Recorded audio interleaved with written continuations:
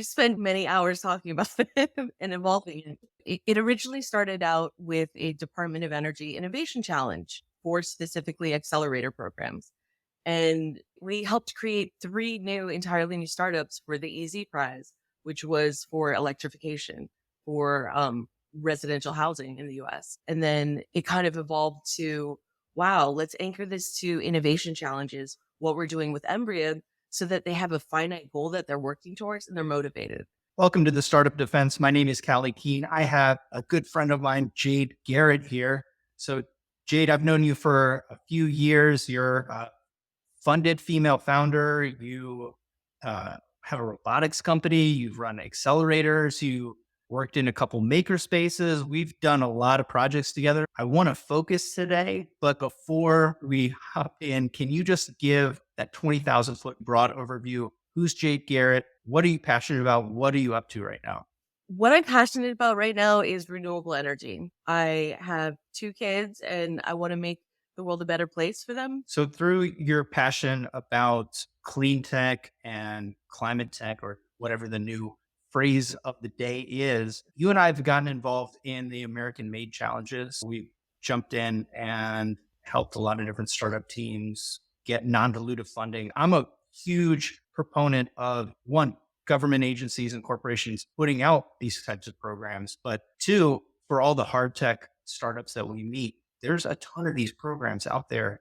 You can get 50,000, 500,000, or in your case, we got to go over this, a little bit more money potentially. But can you talk about these challenges? I feel like nobody knows about them still. Yeah. So the American Made Challenges, they've been an organization for 5 years, but it started out from the DOE where they issue awards, not grant money. And where I have a lot of issues with government funding with grants is that they make the deliverables really hard to be nimble when you're working on a plan. It asks you a lot of ridiculous questions that make no sense.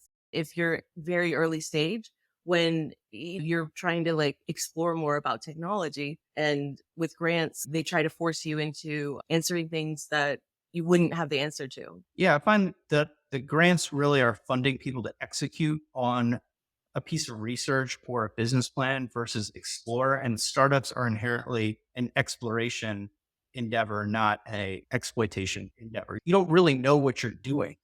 So to say like, hey, I want to use grants to then fund startups is ridiculously counterintuitive, because if anybody's ever looked at the grant structure, a lot of innovators, they're like solo founders. They have two-person teams. Maybe they have a tech person, maybe they have a CEO, but they definitely don't have a grant writer on staff. They don't have grant management. So there's that huge hurdle, but then they just have to execute the plan. So there's no discovery. Whereas with these, let's talk a little bit about the connectors and then the people that can help the startups in this program. With the American Made program, there's different groups that are put in place to help founders at an early stage. So there's the Department of Energy NREL prize team where they're administrating the prizes, they're doing all the back end stuff. But then there's power connectors who offer broad help that's really specific around the certain prize that's being launched at the moment.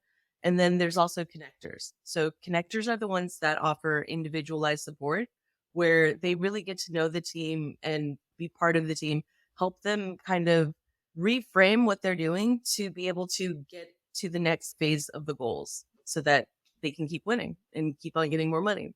We have some great success stories that have come out of people that we've worked with, but I don't really want to pick on just the American Made Challenges because it's a really good example. It's on herox.com, so everybody can look at what we're talking about. It's a variety of challenges, but there is quite literally a new challenge every couple of weeks across space, across climate, across social tech. But all this work that you and I have done that's led to something that I actually want to talk about a lot, which is Embryia. Tell the audience what Embryia is, what you're trying to do, what the goals are. We got to dive into this because this is what we're really into right now. We spent many hours talking about it and involving it. Originally started out with a Department of Energy innovation challenge for specifically accelerator programs. And, you and I, we've been part of many accelerator programs like running it programmatically, or helping people through different accelerator programs. And a lot of the ones where they just talk at you, or the ones where they give you slides and a video, we would be the ones to step in individually to be walking them through it. So why not offer specific support where we connect on a little bit of a deeper level with these startups? Should I go into the experts on deck model? I think this is really cool because what I was thinking about earlier today, because we're about to jump into scaling this thing. And it's like, what is really different about what Jade and I are doing than these other programs? One, it's less academic because let's be honest, we're not academics. I don't have a doctorate degree, but we've been mentors for all of these programs. So it's a program run by mentors versus academic or organizational people. Maybe it's we're less academically gifted or scientific about it, but I didn't really think that you could avoid getting your hands dirty and working with startups. I don't think that occurred to you either.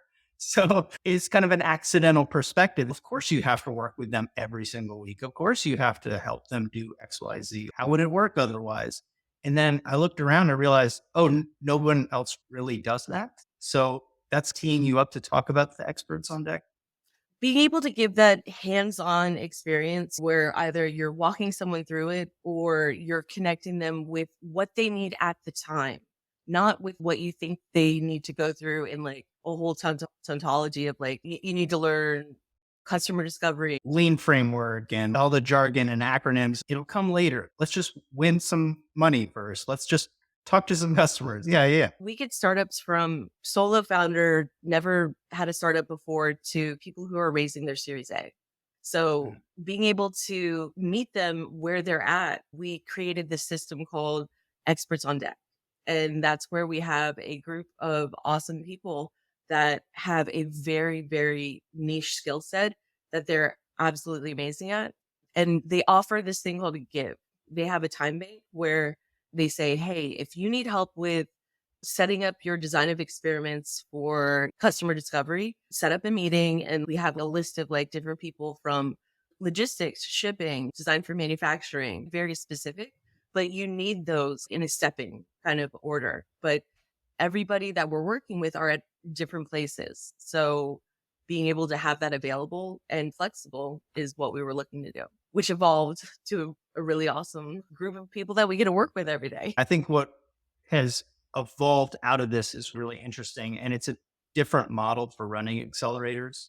It feels more like we're moving towards this kind of community of mentors that are hopping in, and people will come in and out of the program, but they'll know, okay, if I jump in, I know somebody who is an expert at intellectual property, or there's somebody that can help me with this merger with this other startup, or how to license their technology. There's somebody at Embryia inside the community that can instantly help me, which is wildly different than programs that I've worked with in the past. We recently had people apply for a number of these challenges and they won. It's not like everybody's going to win all the time, but it's nice to see that. And over the last 5 years, you've had a lot of people win. Hard to actually total up all of the funding that's come in through people that we've dragged into these challenges, or we've had applied for grants or gotten them venture capital. But just recently, how much did people win? In the Solar Prize, there were two teams we supported that advanced to the next phase where they won $100,000 each and then $75,000 in vouchers that they could use at a national lab or with a fabricating studio to help them develop their prototype. A lot of people that are starting these companies, they really just need 50K to get a little bit of traction. And the accelerator programs that are out there that are offering that, one, they don't offer the support, but they might want 3, 5, 7% equity. They might have other larger asks. They definitely have a very rigid program that you have to follow versus saying, hey, let me help you with this pitch. Here's these programs. You're going to win 20K, 50K. And after you win that, come back and we can help you deploy those funds to win the next 100K, 250. I think that's wildly different. It's cool to see people go from an idea and get 100K. It's like just a normal person. I have $100,000 now. What do I do with it? Let's try to win the next level. We helped create 3 entirely new startups for the Easy Prize, which was for electrification for residential housing in the US. And then it kind of evolved to, wow, let's anchor this to innovation challenges, what we're doing with Embryia, so that they have a finite goal that they're working towards and they're motivated. You and I have discussed at length how valuable that is. With other programs that people look at it like this is a live read book or something. As it gets hard, there's no goal at the end. So it's easy to say, I don't have time for this right now, or this isn't in alignment with my startup winning, or I'm too far along to then learn about customer interviews and customer discovery methods.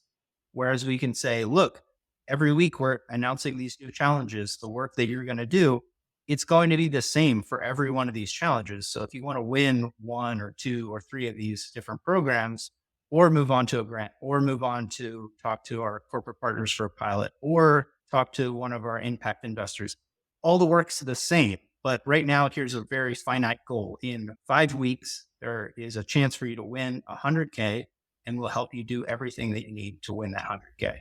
Okay, I'll listen 100K worth. How much does this cost? Nothing. It's really, really interesting to me. But a big question that I get asked by our founders, by people that see what I do is, how is climate tech, how is clean tech related to defense? Because my business is essentially defense electronics, secure communications. I make things for the federal market, military market, for high tech market. Like, what does clean tech have anything to do with that? The world right now, everything uses energy. That's a foundation where all defense is built up on energy, making sure that, first of all, we're protecting the sources that are producing energy. We're building out the infrastructure in a smart and intelligent manner to be able to scale it so that it can meet defense needs as well. It is so tightly interwoven. It's not even funny. To me, in my mind, and again, this is my bias because of my background, I'm like, how is it not related? Because on a social level, of course, we want to decarbonize our supply chain, but we also want to understand our supply chain better and secure it. We want to have more energy that doesn't get transported from overseas. So we have more self-reliance by solar, whether you like it or not, solar, wind, nuclear, other forms of energy, they're produced here, not elsewhere. So there's value to that. But then, hey, we use energy. So battery technology, can it be lighter? Can it last longer? Well, that's good for missions. Like, it's good for UAV programs. How do I go and deploy power? We're working with a couple of teams that are excellent fits for going and deploying power anywhere in the world.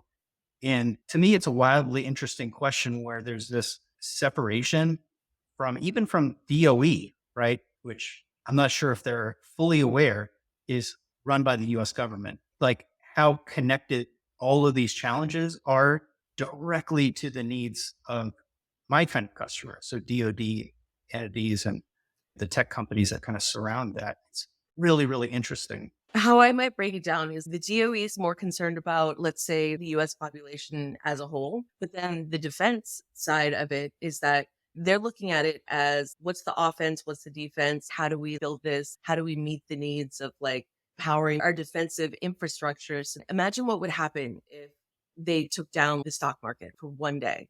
That would be like probably just $1 billion. And that would set us on a really bad economic snowball effect if we didn't have a robust infrastructure to be able to, to be protected against. I don't know if that's the right word, to prevent attacks. We're definitely getting farther into the infrastructure security side. And that might be an interesting follow-up conversation with this, because that's something that I'm really interested in, is just the actual cybersecurity and then resilience of our water systems, our data systems, our definitely the power systems. Chronically, everyone already knows that infrastructure is a weak point, but where these startups come in is if we have better battery technology, if we have better solar technology, we can de-integrate all of these systems. They can be more resilient because they are able to better operate, they have better data coming in. Yeah, I see a lot of potential crossover.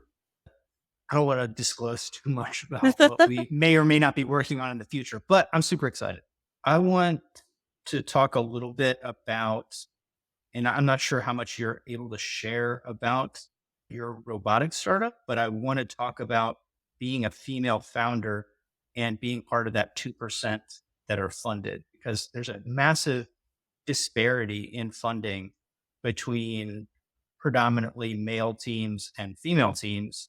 I work with a lot of women, so I'm not really sure why this is the case, but it is statistically the case. Um, so, as somebody that I've worked with for a number of years, what is your perspective on that? Maybe in and outside of these challenges, but what's your experience with that? With the robotic startup, the pre-seed money was actually funded from an innovation challenge on HeroX, um, through Chrysalix VC through their Robo Valley Fund, where they wanted to deploy like a new kind of innovative model where they had the product market fit, but they wanted to find the right entrepreneurs to be able to take it to an investment level. How it really got started was 3 days before the application was due, because everything's always last minute as an entrepreneur. That's the key to productivity. If anybody wants to know, how do you be more productive? Just do everything in the last minute. Because you have to focus on the core, and if you don't, the most immediate, then you're not gonna make the deadline. 3 days before the challenge, I reached out to Fred, who's the co-founder. I was like, "Hey, there's this challenge. It's $250,000 just for writing an innovative solution on how to deploy robotic systems in crude oil storage tanks so that they can analyze the steel plate thickness at the bottom." And through all the sludge and sediment, and I brought over like 6-pack, and we brainstormed a couple crazy ideas, and then we submitted it, and then we got funded. And that's how it like took off. I wish I could say it was more battle tested, but it really wasn't much more than that. It was actually just taking a chance and doing something that, even though I personally didn't think that we would do it, I found value in the action of doing it, because I knew that I wanted to work with Fred and explore more projects with him. But it just turns out that was the first project that we got funded on. Fred's been a chronic winner of these innovation challenges as well. But he won so many. I remember he didn't win one. Was like, what the heck? I didn't win this one. I was like, Fred, well, he won like 4 of these. Right? Let's be honest here. It's a great story for a number of reasons. One is that you have experience actually doing the thing that we talk to people about every day.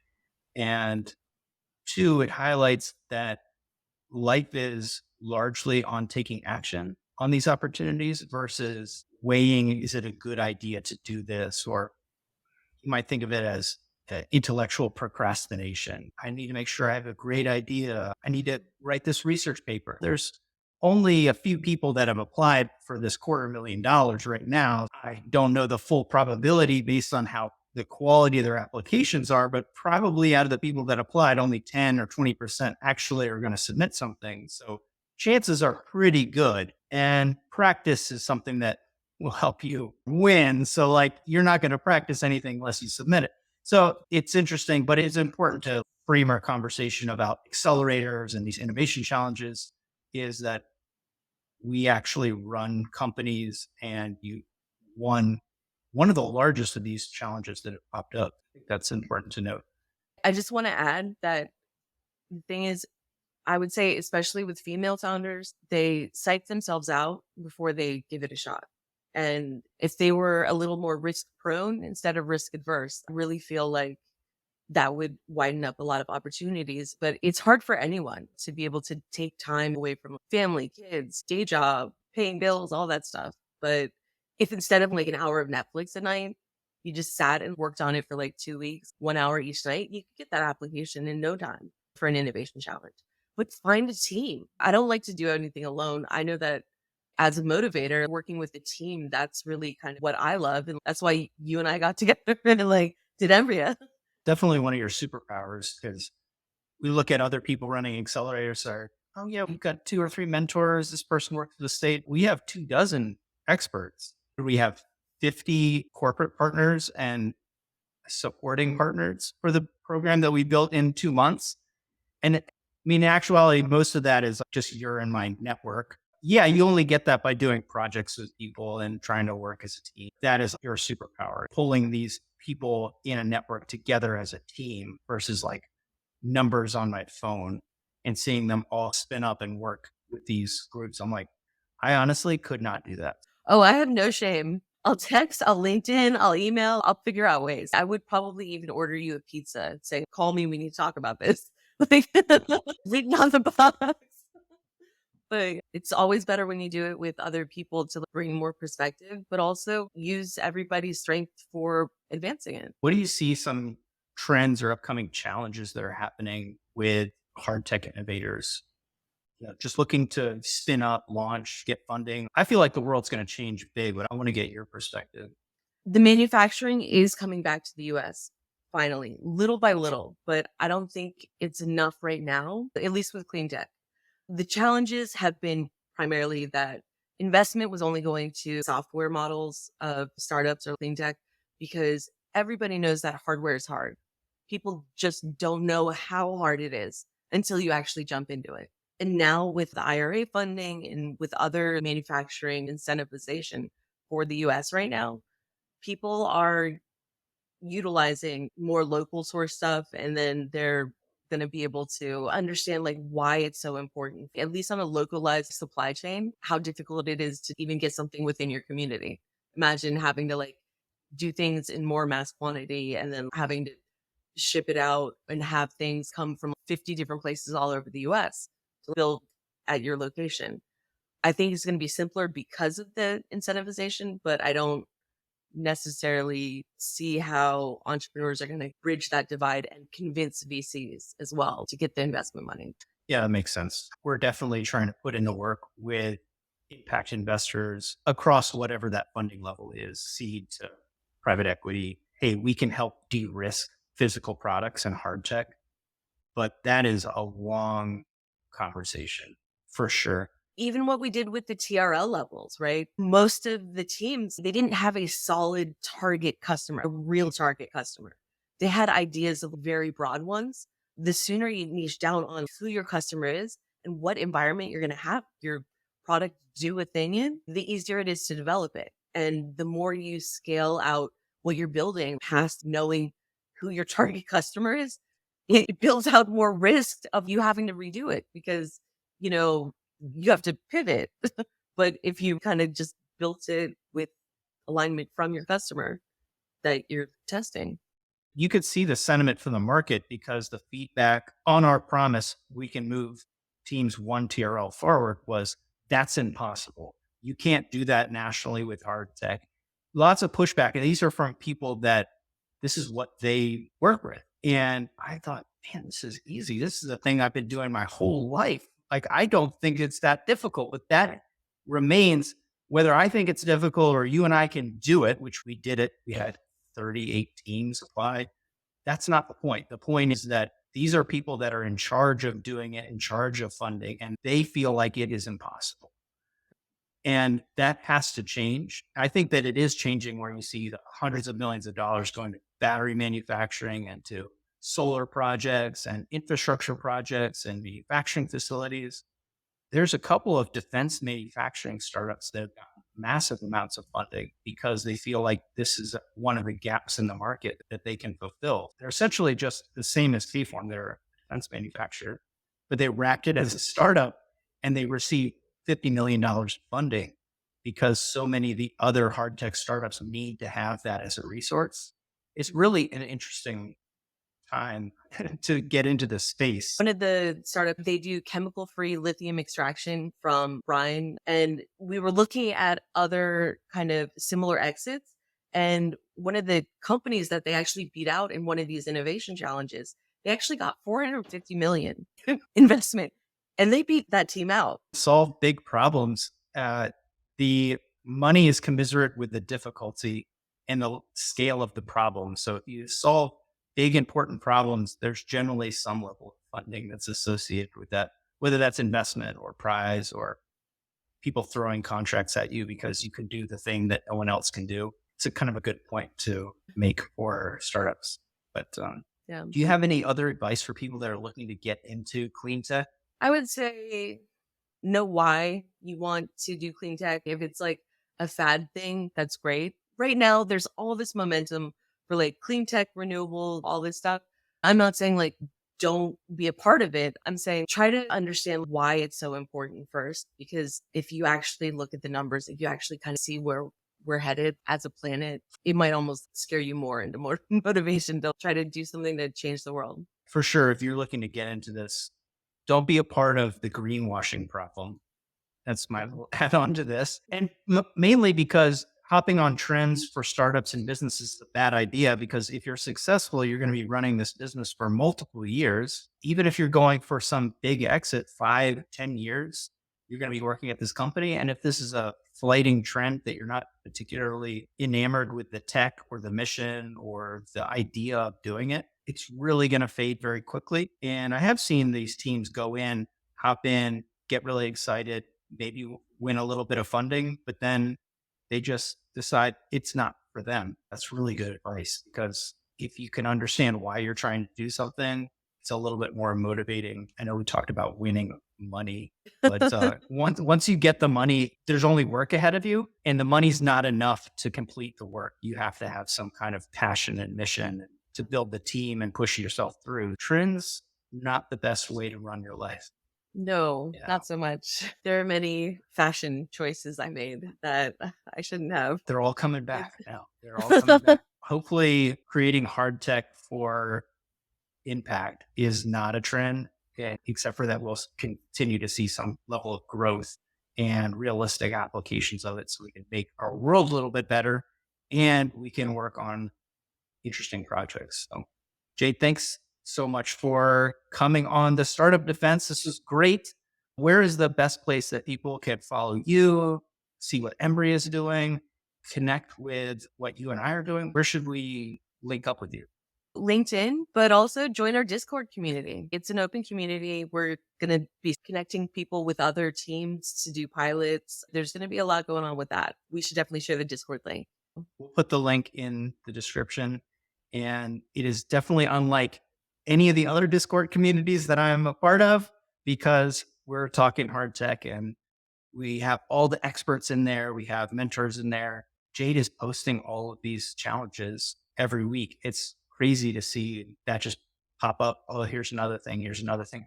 Yeah. And then to get messages of who wants to apply. So pretty simple. We get startups in here. We get experts that want to help startups. And then we throw those opportunities into the Discord, and whoever wants to sign up can use the community and our program to then sign up for those challenges. Pretty straightforward, but it's not video games. It's not cryptocurrency. That's all the other Discords. I think Discord is really going to be on the rise for these professional networks because of all the different features that you have and how easy it is to connect with people back and forth. I think that's where social media is going. We're trying to go in front of that, but great suggestion. Everyone should join the Discord community, but if not, pester Jade on LinkedIn, but she'll probably just try to get you into Discord where we can help you out. And we're just spinning up our Embryia LinkedIn group and business page. Thank you, Jade. Thanks, Callye. This is the Startup Defense, and I'm Callye Keen, and I'll see you on the next episode.